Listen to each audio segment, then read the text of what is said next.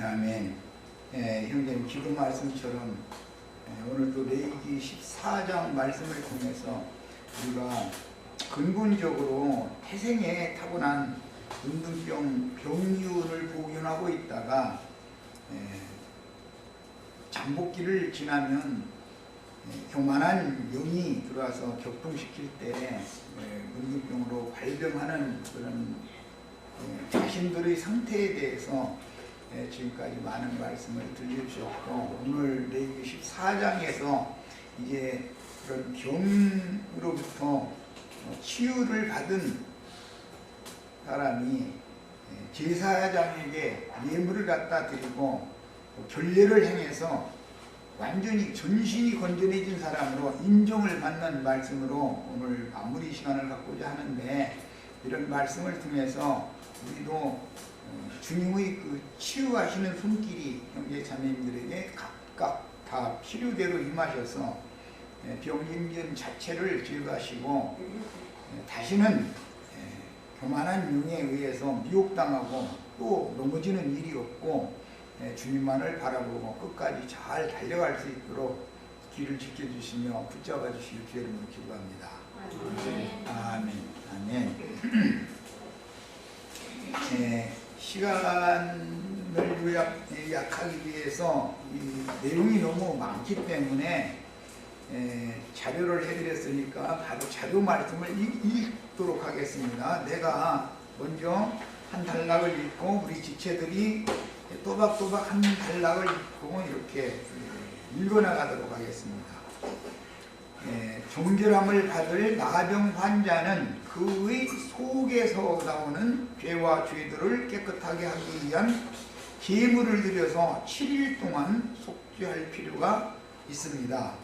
7일 동안 진 밖에서 자신을 정죄하며 살던 문둥병 환자가 천국 말씀으로 자신을 찾아와서 깨끗이 고쳐주신 그리스도를 만나 하나님께 나아가는 길을 찾은 후에는 교회 생활을 회복하기까지 자기 장막 밖의 거룩한 처소에서, 즉 육적 자아에 빠져 살지 말아라 그 말이에요. 그러니까 세상에 있지만 거룩한 처소는 교회를 말하는 거예요. 주님의 교회에 들어와서 7일 동안 결례를 행하고, 이것은 혼의 구원을 이루는 과정이에요. 7일에는 온 몸의 모든 털을 밀고 그 다음에 타고난 육적 짐승 같은 생명을 다 제거해야 된다. 타고난 생명은 다 제거하고 목욕해야 하며, 제8일에는 이것은 안식 후 첫날 부활의 날로 상징되어진 거예요. 반드시 제사장을 통해서 속죄하는 제사를 드려 몸의 구속을 받고 이스라엘 진 주님의 교회, 그 다음에 최종적으로는 신부 성에 들어가야 합니다. 진 밖의 나병 환자 마을에서 고통 중에 살아가야 하는 문둥이의 7일 동안은 율법의 저주를 짊어지고 이스라엘 진 밖에 쫓겨나 살아가던 죄인들을 상징하며, 주님을 만나 고침을 받은 나병 환자들은 자기 장막 밖의 거룩한 처소에서 정결한 새 2마리와 백향목과 홍색실과 웃을 주로 7일 동안 결례를 행하는 교회 생활을 신실하게 행하여 온전한 구원을 이루어야 합니다. 실제적으로 예루살렘 성 밖에 감람산 기슭에 문둥이촌이 있었지만 그곳에 있는 자들은 문둥병이 전신에 번진 자들이었기 때문에 치료받을 때가 천자들이고, 예루살렘 성전에서 하나님을 열심히 섬기는 자들은 실제적으로 영적인 문둥이촌이었다는 것을 너무 모르고 있었다는 것이죠. 예수님은 그 영적인 문둥이촌인 예루살렘 성 안에 들어가셔서 그 문둥이들을 치료하는 말씀 주셨지만 그들은 배척을 했고, 성 밖에 외면적으로 볼 때 문둥이들에서 하나님의 전에 율법에 의해서 나아갈 수 없었던 자들은 전신의 문둥병이 꺼진 자들이었기 때문에 치유를 받을 수가 있었다는 거예요. 자, 이제 이런 내용이 레위기 13장, 14장의 중심 주제다. 이것을 마음에 딱 담아두시 읽어나가는 거예요. 교회 생활을 통해서 하나님의 성전과 주님의 왕궁을 건축하다가 첫째 백향목을 갖다 드리라 그랬죠. 백향목이라고 하는 것은 신전과 왕궁을 건축하는 건축자재에서 제일 중요한 게 백향목이에요. 예? 문둥병에서 치유를 받은 사람 자신이 하나님의 집을 건축하는 건축자재가 되어져서 하나님께 드려져야 된다. 지금 그 말이에요. 백향목을 갖고는 건축 신전이나 왕궁 건축하는 백향목이 얼마나 큰데 그걸 문둥병에서 난 사람이 어떻게 그걸 때리고서 성전으로 갖다 바치겠어요. 그런데 성경이 이렇게 기록이 됐단 말이에요. 자, 이것은 구속받은 성도들을 하나님의 신전을 건축하는 건축자재로 본다라는 말이에요. 성경 이야기는 설명을 안 하려고 할 수, 비유 설명을 안 할 수가 없어서는 거예요. 자, 그 다음에 홍색실이라고 하는 것은 새 생명을 얻은 거예요. 구속받은 생명이래요. 피로 구속받은 새 생명을 얻는 거예요. 우슬초라고 하는 것은 단해나는 불이다. 그래가지고 이것은 육신의 마음에서 항상 습관적으로 도달하는 죄들을 말하는 것이에요. 자, 이걸로 7일 동안 결례를 행하는데 그것은 새를 잡아서 죽인 그 피를 우슬초에 묻혀가지고 그걸로 7번을 이렇게 뿌리는 거예요. 그게 결례라 그래요. 지금 교회 생활은 나도한 형제가 지금 우슬초 다발로 예수님의 피 그릇에다 찍어가지고서 지금 우리 형제 자매님들 신앙 양심에다가 계속 날마다 모이면 그때마다 피 뿌려주고 있는 거예요. 그래가지고 완전히 깨끗해 될 때까지. 이것은 이제 이 짐승을 상징하는 몸에 난 털이 완전히 제거되어야 되는 때까지. 그래서 이제 온전히 하늘에 속한 사람으로 바꿔져서 신령체로 던집혀져서 주와 함께 영광 중에 나타날 수 있게 될 때까지, 신앙생활을 끝낼 때까지 그런 말이야. 계속 7일 동안 피뿌림을 계속 받는 거예요. 자, 교회 생활을 통해서 하나님의 성전과 주님의 왕궁을 건축하다가 제8일에는 속건제사와 속죄제사와 번제를 겸한 소제제사를 드림으로 마지막으로 다시 구속을 받고 이스라엘 진에 들어가는 것은 구속받은 성도들은 영의 구속이 있고 몸의 구속이 있죠. 그 과정에 혼의 구원을 이루는 과정이 있는 거예요. 영의 구속을 받으면 완전히 된 건 아니죠. 그러나 의롭다 하심을 받은 거예요. 하나님이 그를 사망에서 생명으로 옮겨준 사람이요. 영의 구속을 받으면. 그런데 영만 구속받은 것이 완전한 구원이 아니죠. 혼의 구원을 이루어서 최후로 몸의 구속을 받고 신령체로 나타나는 그날이 제8일이다 그런 말이야. 야, 그래서 몸의 구속을 받는 날까지 교회에서 육신에 속한 모든 것들을 벗어버리고 신령체로 덧입기까지 양육받다가 8일에는 이생의 마지막 속죄인 몸의 구속을 받고 앞서 가신 장자권자들의 총회에 들어가야 할 것을 암시하는 말이다. 레위기 14장 1절에서 9절 사이에 나온 내용이 이런 내용이에요. 자, 레위기 14장은 나병에서 치유되어 정결해졌다는 진단을 받은 후에 이스라엘 진 밖에서 7일 동안을 지내며 결례를 행하라는 명령이 레위기 14장 1절에서 9절 사이에 나오며 다음에는 진에 들어가기 전에 결례의 기간 7일을 율법을 다 지킨 사람이 제8일에 결례를 마지막으로 또 하는 거예요. 이제 속죄를 다시 행한 후에 진에 들어오라는 결례의 예법이 레위기 14장 1절에서 32절까지 기록이 되어져 있습니다.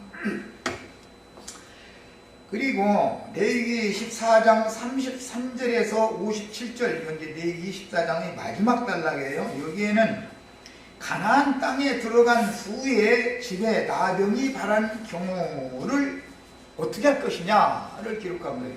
그러니까 문맥상으로 보면 레위기 14장 1절에서 32절까지는 광야 교회 생활을 하는 동안에 문둥병이 발하는 경우를 말하는 것이고 14장 33절 이하에 자신이 그 성경책을 봅니다. 33, 34절만 읽겠습니다. 여호와께서 모세와 아론에게 말씀하여 이르시되 내가 네게 기업으로 주는 가나안 땅에 너희가 이를 때에 너희 기업의 땅에서 어떤 집에 나병 색정을 발생하게 하거든. 이렇게 돼 있죠. 그러니까 레위기 14장 1절에서 32절까지는 광야교회에서 일어날 수 있는 일들을 지금 말한 것이고 33절에서 끝 57절까지는 가나안 땅에 들어가서 가나안 땅에 들어가면 이제는 이동을 하지 않고 정착 생활을 하니까 성에서 살거나 집을 짓고 살잖아요. 광야에서는 집을 짓고 살지 않기 때문에 집에 문둥병이 발할 수가 없죠. 광야에서는 문둥병이 발해도 천막 뜯어서 이렇게 버리고 새로 천막을 만들면 되는 일이고 광야에서는 그것은 지금까지 설명한 바와 같이 영적인 구속을 받은 성도는 온전케 되기까지 육신의 이 첫 장막이라고 하는 것은 짐승 가죽으로 되어 있는 장막이기 때문에 이것은 어차피 벗어버릴 거잖아요. 그 얘기를 레위기 14장 1절에서 9절 사이에 이렇게 제시를 해놓고 나서 결례를 행하는 것은 33절까지 32절까지 쭉 설명을 해놨단 말이에요. 그리고 나서 33절에서 57절까지는 이제 가나안 땅에 들어간 사람들, 가나안 땅에 들어가면 이동을 하지 않고 자기 기업에서 정착 생활을 하니까 거기서 이제 집을 짓고 살아야 되니까 그때에 대해서 지금 말을 한 거예요. 자, 이것은 모두 신령한 새 집이라고 하는 가나안 땅에 들어간 사람들의 새 집이라고 하는 것은 교회 생활에 들어갔다라는 것을 상징하는 말이란 말이에요. 애굽에서 나오면 광야교회 생활을 하지만 가나안 땅에 들어가면 이것은 영적인 교회 생활을 한단 말이에요. 율법적인 교회 생활을 하는 게 아니고, 자, 이제 이런 단계를 잘 마음에 담아두시고 이 자료를 읽어가는 거예요. 그래서 문맥상으로 이해할 때 14장 1절에서 32절까지는 광야교회에서 나병이 발했다가 고침을 받는 자의 경우를 제시한 것이며 이것은 어린아이들의 교회죠.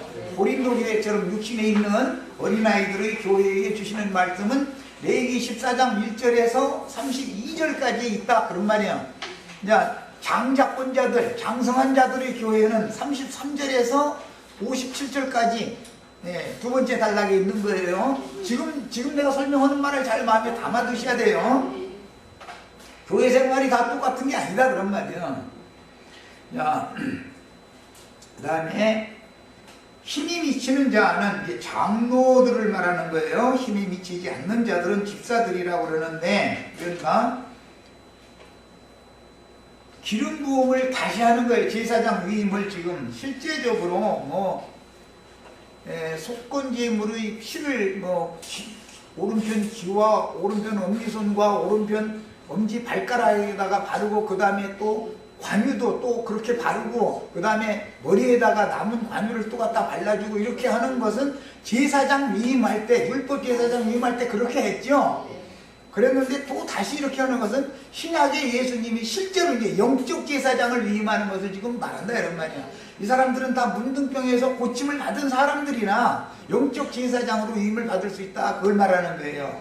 뭔 말인지 이해하셨어요? 네, 성경을 이해할 때는 그러니까 이런 레위기 앞에 이미 나왔던 그런 율법을 다 알고 있어야 돼요. 자, 그 다음에 7일간 결례를 마치고 새 창조의 날인 제8일에는 속건제와 속죄제와 번제를 겸한 소제를 드리죠. 번제만 따로 드리는 건 아니고 그 소제도 같이 드리는 거예요. 기능 소제물을 같이 태우는 거예요. 소제를 겸한 번제를 드려야 하는데 힘이 미치는 자는 흠없는 어린 수양 둘과 이것은 이제 장로들을 말하는 거예요. 그 다음에 어린 암양 하나와 에바 10분 3의 소제물과 기름 한 록을 들여서 속죄하고 힘이 미치지 못하는 자는 이건 이제 집사들을 말하는 거예요. 흠없는 어린 수양 하나와 산비둘기 둘이나 집비둘기 새끼 둘과 에바 10분 1의 소제물과 기름 한 록으로 속죄를 하는 겁니다. 신약에서는 이런 말씀을 이제 이렇게 표현을 하지 않고 누구에게는 5달란트를 맡겼고 누구에게는 2달란트, 누구에게는 1달란트를 맡겼다 이렇게 표현을 했죠. 누구에게는 10문화, 누구는 5문화, 누구는 1문화를 맡았다. 이게 힘이 미치는 자는 분량이 되니까 많이 맡기는 거예요. 그 대신 많이 맡긴 자에게는 많이 찾겠죠, 당연히. 조금 맡은 자는 자기 분수만큼만 내놓으면 되는 거예요. 언제나 그렇게 하는 거예요. 그걸 지금 여기서는 예시하는 거예요. 구약성경이라는 건 모형이니까. 제사장은 나병이 나은 자로 진단을 받은 신자가 자기 장막 밖의 거룩한 처소에서 7일 동안 규례대로 결례를 행하여 정결함을 받을 문둥병 환자의 손에서 받은 제물을 제8일에 회막문 여호와 앞, 즉 제단에서 제사로 드리고, 구약성경의 제단은 신약성경의 예수님과 함께 십자가에 못 박혀 죽는 골고다 언덕의 십자가를 말하는 거예요. 그를 위해 속죄하여 하나님께 깨끗하다는 것을 인정받게 해줘야 되는데, 이것은 성령으로 인을침을 받게 해줘야 된다. 제사장, 나는 지금 계속 그것을 주의 성령께서 오셔서 진리의 말씀이 믿어진 사람 속에 너는 내 것이다 라고, 너는 이제 우리 형제 자매님들은 마귀의 것이 아니고 이제는 그리스도의 것이 되었다라는 것을 계속해서 인침받게 하려고 이렇게 그냥 반복해서, 이게 피를 뿌리는 건 그런 목적이에요. 누구 이름으로 인 맞는 것이 계시록 결론이잖아요. 그러니까 어떤 제사장을 만나면 누구 인을 받겠죠. 누구 인을 받으면 누구의 집을 세운다고 해요. 누구의 집을. 그래서 이제 유다서에 보면 우리는 다 같은 건축자들인데 올지각한 목자들, 발람의 교훈과 디골라 강의 교훈을 쫓는 자들은 자기 몸만 기르는 자들이다 그랬죠. 그러나 이제 진리의 가르침을 바르게 따라가는 성도들은 지극히 거룩한 믿음 위에 자기 자신을 건축해라 이랬죠. 이런 얘기단 말이에요. 그래서 문둥병에서 고침 받는 사람 얘기를 할 때는 세 가지 아주 중요한 얘기가 나와요. 첫째, 백향목, 그 다음에 홍색실, 그 다음에는 우슬초를 반드시 갖다 바치는 거예요. 그것은 내 자신을 말하는 거다. 내 영, 구속받은 영혼을 말하는 거다 말이에요. 내 영혼이 주님의 새 집을 건축하는 건축자재가 되도록 드려라 그 말이에요. 자, 그 다음에 이런 율법은 주 예수의 신성한 인격을 하나님께 제물로 드림으로, 우리 형제 자매님들 모두가 다 예수 그리스도가 내 안에 오셔서 나의 인격이 되셨으면 내가 하나님이 받으시는 제물로 드린다는 말은 옛사람인 나를 드리면 안 받는 것이죠. 나를 드릴 때 선한 나를 드리려고 그러고 의로운 나를 드리려고 그러지 나쁜 놈을 드리려고는 아무도 않죠. 이것 때문에 내가 많은 얘기를 해왔던 거예요. 지금까지 선한 나를 드리는 것이, 의로운 나를 드리는 것이 예수님의 말씀에는 불법을 행하는 거다 그래요. 그게 불법을 행한다는 것은 선악과의 법을 가지고 죄의 법을 대항해서 싸워서 자기가 하나님 앞에 의롭다, 선하다 인정받으려고 하는 상태가 불법을 행하는 거예요. 그리스도 율법을 행해야죠. 우리는 불법을 행하면 안 되죠. 마귀의 법이 불법이란 말이에요. 그것이 뭐냐, 나쁜 법이 아니에요. 선하게 또 의롭게 되어라 라고 자꾸 신약의 얘기로는 뭐 간단하게 빛이 되고 소금이 되어라, 성령의 9가지 열매를 맺으세요 이렇게 말하면 불법을 행하도록 자꾸 부추기는 자들이다 이거예요. 나는 그걸 절대 못합니다 라고 가르치고 예배당에서는 그것을 행하시오 자꾸 이렇게 가르치니까 우리는 그걸 행하고 싶지만 안 된다고 주님 앞에 나는 못하니까 주님께서 나를 구원해 달라고 은혜를 구할 수밖에 없는 사람들이죠. 이것을 간단하게 얘기를 백날 얘기해도 알아들은 것 같은데 나중에 돌아서서 보면 딴소리야 버려. 이게 얼마나 어려운 문제인지 몰라.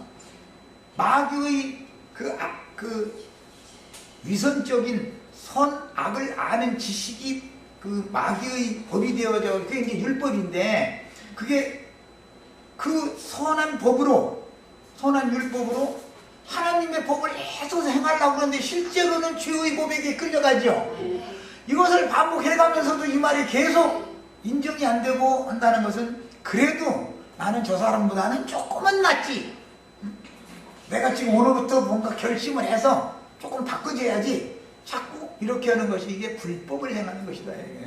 이게 이 말을 잘 이해하고 깨달으셔야 돼요. 우리는 절대 앞으로는 불법을 행하는 자가 되시면 안 되겠어요. 그리스도 율법을 행하는 자야 되는 거예요. 바울 사도가 나는 율법을 행하는 자가 아니라 그리스도 율법을 행하는 자다 그러잖아요. 그럼에도 유대인을 만날 때는 율법 아래 있는 사람인 것처럼 행세를 하는 것은 그들을 한 사람이라도 구원하고자 해서 그러는 것이지, 그걸 율법을 행하라는 뜻이 아니다. 이거 이제 바울사도 고백을 하고 있죠. 나도 마찬가지예요 지금. 자, 흠이 있는 자들은 우리가 죽을 수밖에 없는 중한 뭉둥이들이었으나 영원하신 성령이 되신 그리스도께서 자신의 피를 하나님께 드리고 깨끗함을 받은 우리 속에서 피와 물과 성령으로 친히 증거하시되 너는 정결한 자가 되었으니 하나님께서 너를 위해 예비하신 기업을 받고 하늘 성전에 들어가라 라는 성령의 인침이 있어야 된다. 그런데 이것이 안 믿어지니까 이제 왜 그래요? 나의 행위를 보면 도저히 이게 아니니까, 의로운 행위가 안 나오니까, 선한 행위가 안 나오니까 복음을 안 믿는 것이죠. 복음을 일단 믿어야 된단 말이에요. 일단 하나님이 오늘 믿었다 해서 어제까지 하던 짓거리 오늘 싹 없어져 무슨 새 사람이 돼서 뭐하고 그 얘기가 아니거든. 그냥 일단 복음을 믿으면 의롭다, 이걸 칭의함을, 칭의를 받는다, 의롭다 하심을 받는 거예요. 그리고 이제부터는 너는 더 이상 세상신 마귀의 것이 아니고 너는 이제부터는 내 것이다 라고 하나님이 인을 딱 쳐야 된단 말이에요, 마음에다가. 그러면은 누가 뭔 소리를 하고 내가 설사 넘어진 일이 있어도 그 상태를 바라보면 안 된다 이거예요. 말씀을 잡아야지 약속을 잡고, 이 말이에요. 이게 신앙의 출발을 정확하게 해야 된다 그 말이에요. 지금 이 문제가 이게 쉬운 게 아니야 사실은. 자, 잠언 24장 16절 대저 의인은 7번 넘어질지라도 다시 일어나려니와 악인이라는 것은 하나님 보시는 악인은 자기의 의를 앞세우는 자에게 그의 교만한 영을 심판하게 돼 있다. 하나님은 그래서 재앙으로 교만한 자를 심판하는 것이 하나님이 보낸 재앙이요. 그게 재앙으로 말미암아 엎드러지느니라, 실족한다, 넘어진다. 이것은 왜 그러느냐? 그럼 7번씩 넘어질 필요가 없죠. 사람 생각에 한 번 넘어졌으면 바꿔줬으면 좋겠죠. 근데 그건 내 맘이고 내 생각일 뿐이지 안 된다 이거요. 7번씩 넘어지는 것은 완전해질 때까지를 말하는 거기 때문에 많은 경우 많이 넘어진 사람이 생명이 풍성해져. 아는 것이 많아. 그 사람이 진짜 영적으로 아는, 선악을 제대로 분별해서 아는, 의의 말씀을 경험해서 선악을 아는 알미 바꿔진다 이거예요. 그것이 생명이다 이거예요. 자연인이 선악을 아는 눈이 밝아져가지고 선악을 아는 지식으로 그 사람의 인격이 되어지고 법이 되어져 있으면 그것을 자꾸 행하는 것은 불법을 행하는 거다고요. 그게. 그런데 하나님은 일단 똑같은 죄인의 상태지만 복음이 믿어진 사람을 의롭다 하시고, 그 다음에 그 말씀으로 그 영을, 죽은 영을 살려놓아서 이제 거듭났다 그래요. 살려놓으신 다음에는 지금부터 혼의 구원을 이루는 과정에 들어가는 거예요. 몸의 구속을 받을 때까지. 그동안에는 7번을 넘어져야 된다 이거예요. 7번을. 한 번만 넘어지고 일어서면 좋지요. 좋기는. 그런데 풍성하지가 않아. 사람이 자기가 의의 말씀을 경험한 그것까지밖에 모르는 거예요. 이것도 이쪽에도 넘어져 보고, 그냥 동서남북 사방에 다 넘어져 봐야 돼. 기왕이면 다 넘어져 봐야 돼. 그러면 사람이 풍성해진다 이거예요. 그때 넘어졌을 때 일어난 것이 내 스스로 일어난 것이 아니란 말이에요. 넘어뜨린 것도 내가 넘어진 게 아니야. 주님께서 일부러 넘어뜨리는 거예요. 그래서 넘어지고 일어나는 것이 누구의 손에 달렸다?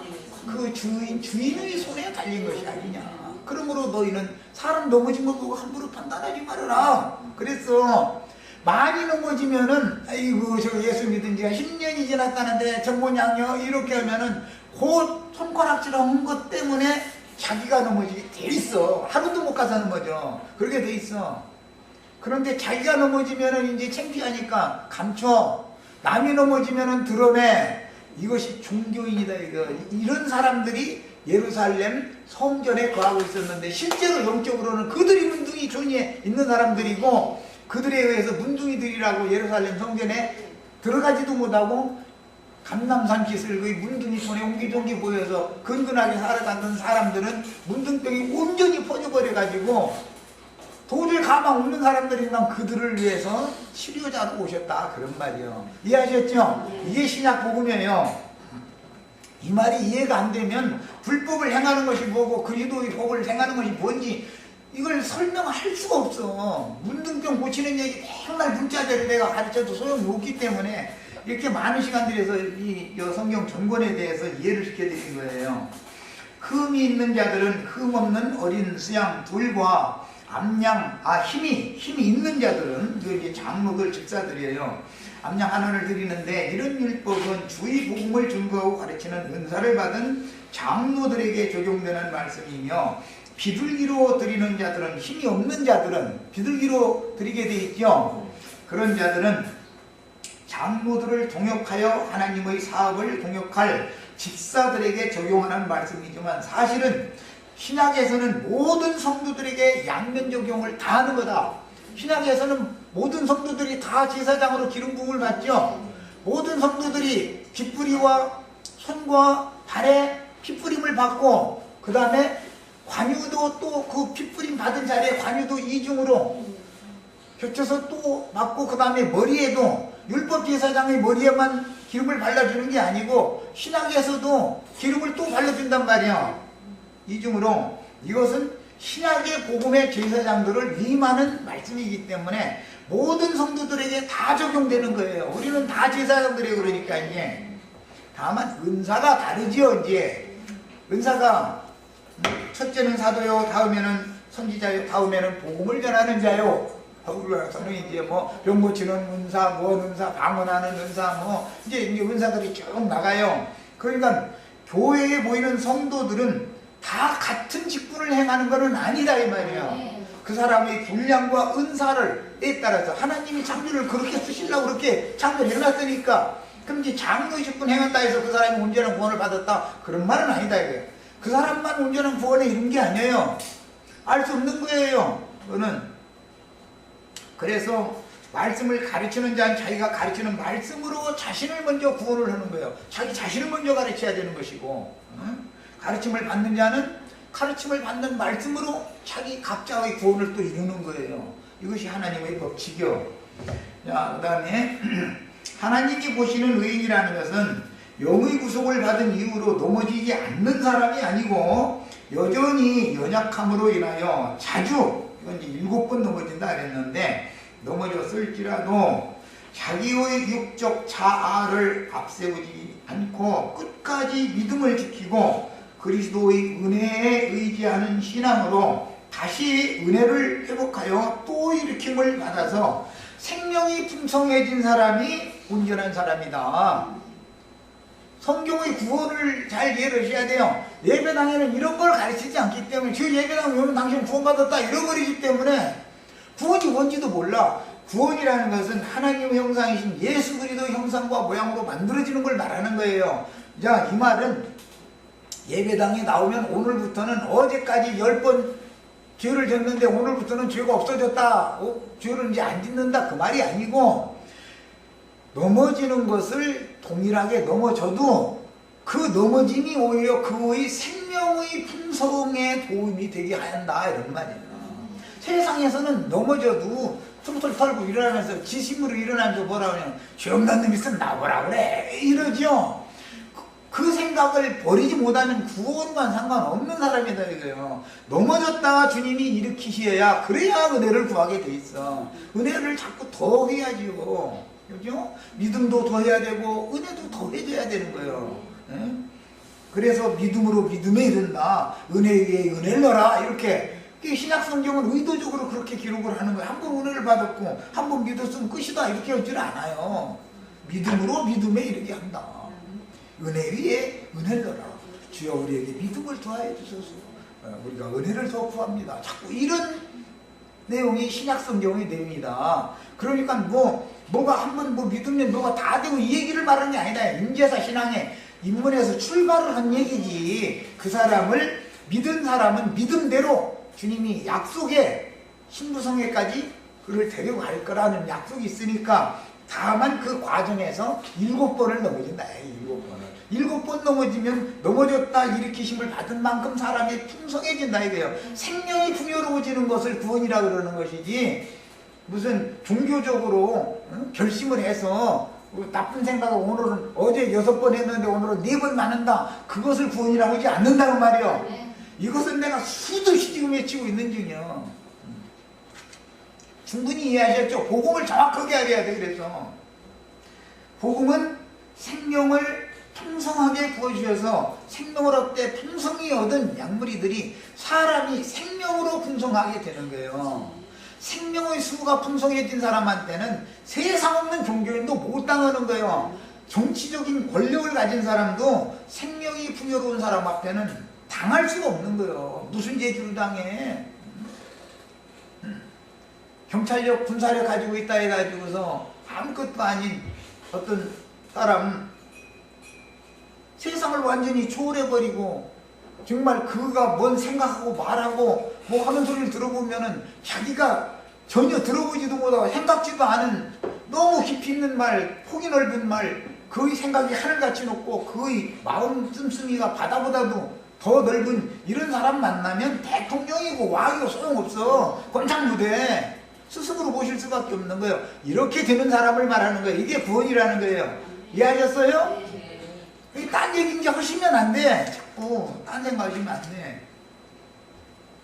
에베소서 4장 11절로 12절 그가 혹은 사도로 혹은 선지자로 혹은 복음 전하는 자로 혹은 목자와 교사로 주셨으니 이것은 로마서 12장 은사 또 고린도전서 12장 은사를 기록한 말씀에서는 첫째는 사도요, 둘째는 선지자요, 셋째는 복음 전하는 자요 해놓고 나서 다음은 이제 나머지 은사는 이렇게 해놨죠. 첫째, 둘째, 셋째. 그래서 맨 나중에는 너희는 더욱 큰 은사를 사모해라. 다음에 기록된 은사, 방언하는 은사, 병 고치는 은사, 뭐 이런 은사만을 늘 붙잡으려고 하지 말고 복음 전하는 자, 그 다음에 선지자, 사도의 은사를 받도록 그걸 더 사모해야 된다 그랬어. 우린 다 그렇게 되시기를 바래요.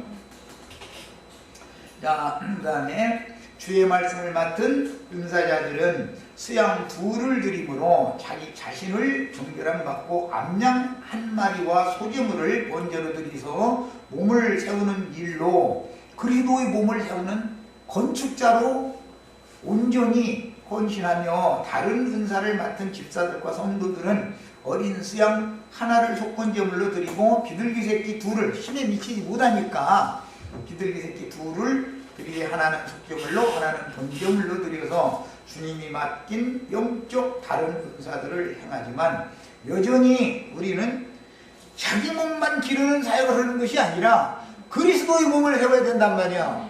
이러려면 당연히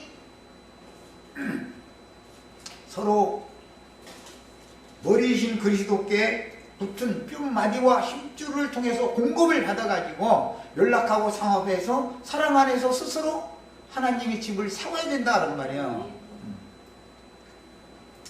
아론과 미리암처럼 부분적인 성경 지식이 있고 그냥 한번 은사를 맛보고 뭐 성령에 상담받고 헌 사람이 문제를 일으킬 수가 있다는 거예요. 그런 것이 없는 사람을 말하는 게 아니고 부분적인 성경 지식이 있고 개인적인 하나님의 말씀하심을 받는 자들이 아론 미리암이 그랬죠. 우리에게는 하나님 말씀하시지 않느냐, 어떻게 모세고 너한테만 말씀하시느냐 이래가면서 하나님이 세운 인도 직분을 거슬렸다 이거예요. 그래서 그게 문둥병이 나온 거 아니에요. 자, 이처럼 교회의 인도 직분은 주님께서 친히 알아서 세우시는 것이기 때문에 스스로 선생이 되어 교회에서 으뜸이 되고자 하는 그런 사람의 문둥병이 바라게 돼 있다. 그는 반드시 7일 동안 진 밖에 쫓겨나서 수치를 당한 후에 제사장이 나가서 그를 이제 확인을 해보니까 깨끗해져서 그러면 정결하다라고 진단을 받았으면 자기장 막 밖에서 그 육체 밖에서 주님의 몸 안에서 이제 교회 안으로 옮겨져 가지고 거기서 진박 거룩한 곳에서 7일 동안을 전례를 행해야 된다 이거예요. 그것은 구원을 이루는 과정이다 이거. 의롭다 하심을 받은 이후에 몸의 구속을 받기까지 구원을 이루는 과정을 설명하는 거예요. 자, 그 다음에 에베소서 4장 15절 16절 오직 사랑 안에서 참된 것을 하여 범사에 그에게까지 자랄지라. 범사에 자라려면 많이 넘어졌다 일어나야죠. 뭐 어떤 거 한 가지에 대해서만 그분께까지 이르도록 자라라 그러면 웃자랐다 그러죠. 세상에서도 웃자란 것은 열매를 맺지 못하는 거예요. 그건 농사를 안 지어본 사람이 웃자라는 것이 뭔지 잘 모를 거예요. 논에 어떻게 하다가 이제 그 삼태기에다 이제 비료포대에서 이게 비료를 옮겨가지고서 이제 논에 다니면서 고루고루 이렇게 흩어서 이게 줘야 되는데 어떻게 하다가 이게 삼태기가 툭 옆으로 이게 되는 수가 있어요. 그러면 얼른 이게 엎드려서 그걸 그 엎드려진 비료를 이게 다시 막 해서 빨리 다른 데에 이게 해야 되는데 엎드리려고 그러면 물론에 다시 삼태기가 오히려 쏟아지지요. 그러니까 엎드리지도 못해. 그러니까 그냥 할 수 없이 그냥 우물우물 하고서는 발로 이제 그 근처 몇 군데 좀 흩어지면 나중에 보면 거기가 도열병을 막 묻자라가지고 도열병이 걸리거나 결실을 못해. 그 부분은 거름을 너무 지나치게 먹어버린 거야. 분수에 맞게 먹어야 돼. 고루고루. 그리고 주님은 몸을 고루고루 온몸을 고루고루 자라야지. 예를 들어서 교회를 건축하는데 손은 애기 손으로 그냥 있고 나머지만 자랐어. 그럼 병신이죠. 손은 애기 때 코와 똑같이 빼놓고 나머지 부분만 어른으로 자랐어. 그럼 병신이죠. 몸을 고르게 자라게 한다 이거요. 우리가 자랄 때 보면 온몸이 모든 이 기관들이 다 함께 바란스를 맞춰서 자라죠. 네. 이렇게 자라야 되는데 혼자 신령원체 하려고 비료를 폭삭 엎어먹은 자리에 있는 벼들은 결실을 못해. 폭삭 썩게 돼 있어. 여름에 안 썩으면 가을에 늦게까지 파란 그 벼줄기가 웃자라가요. 다른 부분보다 거기가 우뚝 이렇게 자라있죠. 그거는 수확을 기대를 안 하는 농부들 이미 전에 내가 비료 줄 때 저거 비료 엎드려 먹은 자리구만 하고 다 알아. 농부가 그 논에 가면 그거 자기가 한 건데 왜 모르겠어. 자기 분량만큼 먹고 자기 분량만큼 소화하고 정상적으로 자라야 돼. 이렇게 하셔야 돼요. 그래서 교회에 와서 괜히 머릿속에다 뭐 말씀 막 이렇게 막 많이 한꺼번에 집어넣으면 뭐 되는 줄 알고 잘못하면 그게 웃자라게 될 수가 있어. 웃자라면 결실을 못하는 거예요. 이 말을 잘 이해를 하시길 바래요. 너무 그 피상적인 지식 추구만을 많이 한다고 해서 사람이 운영게 되는 것도 아니다 그 말이에요. 먹은 만큼 넘어졌다 일어났다를 해서 의의 말씀을 삶을 통해서 경험을 해야 이게 자기 피가 되고 살이 되는 것이죠. 그렇지 않겠어요?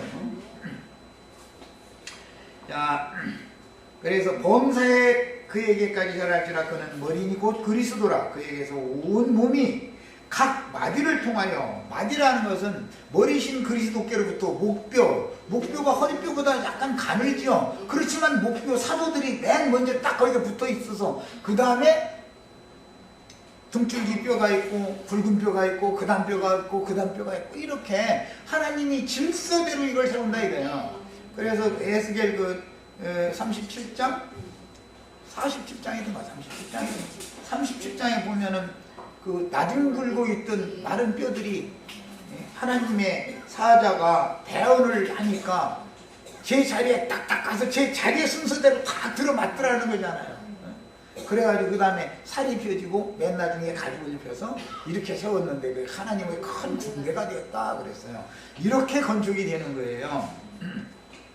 이게 혼자 독불장군 하려고 하면 안 돼. 웃자라면은 결실을 못해. 절대로 결실이 안 되는 거예요. 그럼 이제 그렇게 웃자라면 쭉쟁이 되잖아요. 흰새졌다고 그러는데 농사법에서는 이제 그 부분은 그 흰새 먹어버렸더만 이렇게 말하죠. 그런데 이것은 알맹이가 그 속에 그 제대로 탁 채워지지를 않고 빈 쭉쟁이를 남다 보니까 누렇게 익어야 되는데 하얗게 먹어. 이 걔들은 고개를 또 빠빠이 들었던 특징이야. 걔들은 숙이지를 않아. 그 흰세졌다고 그래요. 결실하지 못한 거죠.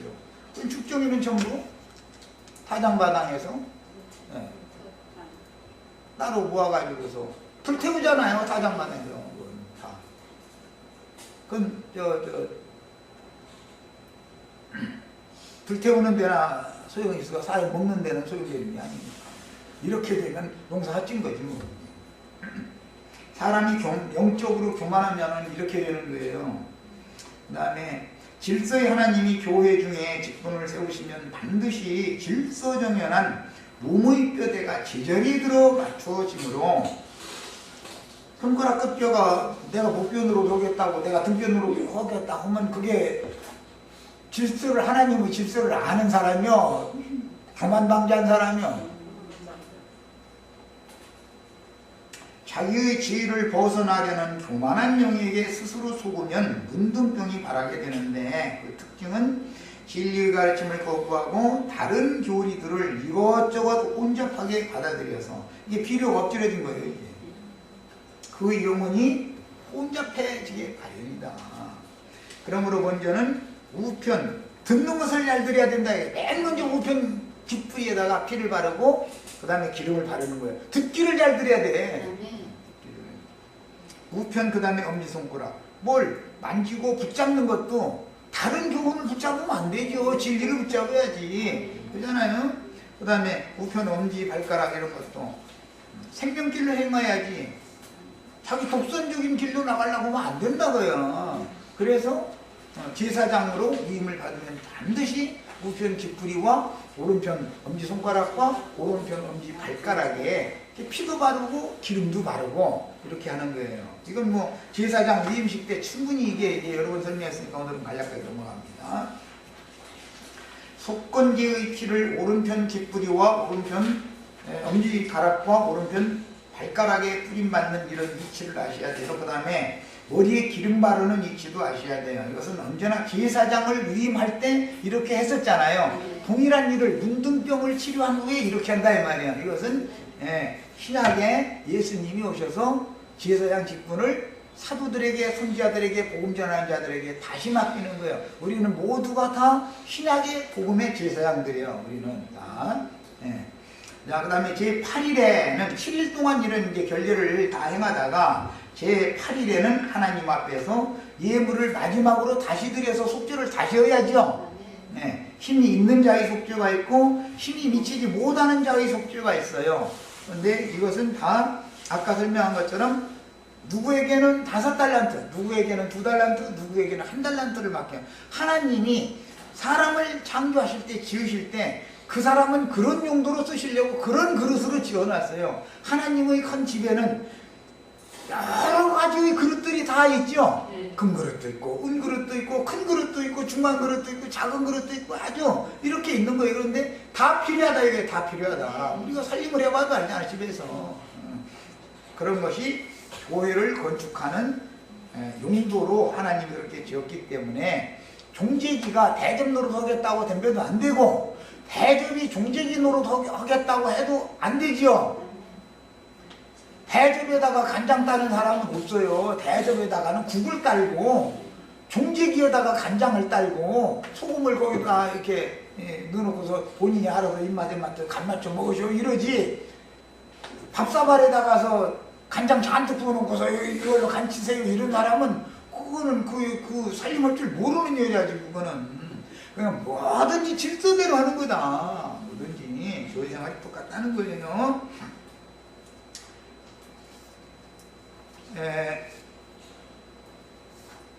자, 시간이 다 됐는데 저 뒤편에 이제